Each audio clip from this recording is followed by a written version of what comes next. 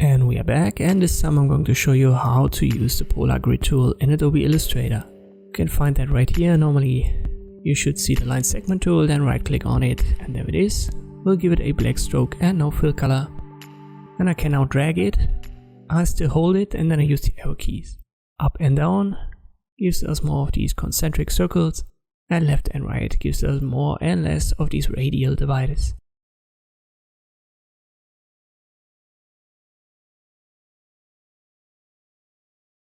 I can just release it, and you can see we don't have a perfect circle. I just dragged it freeform.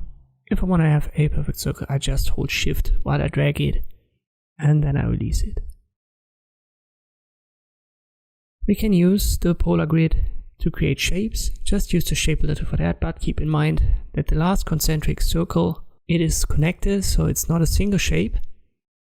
Let me delete that. I'll hold Alt and left click.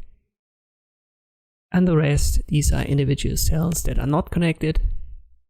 And I can use a black fill and create abstract shapes, just like this, and connect them.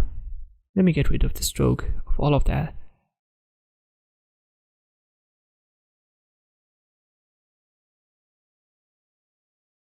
And that's how you can create shapes out of the polar grid tool. We also have the polar grid menu. Let me swap the color so that we have a black stroke, no fill, and then I left click, and here it is. Let me change the size, and I change the positioning point to bottom right. So when I click, this will be the bottom right point, and it will be built in relation to this point. Let me add some more concentric dividers. So you can see we've got now more of these concentric circles. I'll go back to 5 and I increase the number of radial dividers. And these are these radial lines on top of the concentric circles. There are some more functions. For example, the skew. You can use that on the concentric and the radial dividers. Let me increase that on the radial ones, and you can see what it does. Around 50 should be fine to exemplify that. And here it is. So it goes down with every divider by 50% counterclockwise and makes this division smaller. You can also use that on the concentric dividers. Let me show you what that looks like.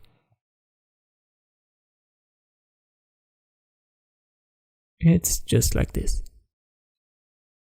But normally you don't want to play around with the skew and keep it at 0%.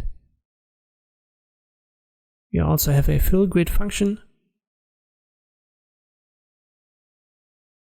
but you have to have selected a fill color to make it work. Let's just make it red. When I create a new one, make sure fill grid is checked, and there it is, it's red now. And you can also add the fill afterwards, so you don't necessarily need to check that box, but sometimes it saves a couple of clicks. Keep in mind that the last values that you've typed in will be stored, so whenever you then just click and drag a new polar grid, it will have the latest values that you've chosen.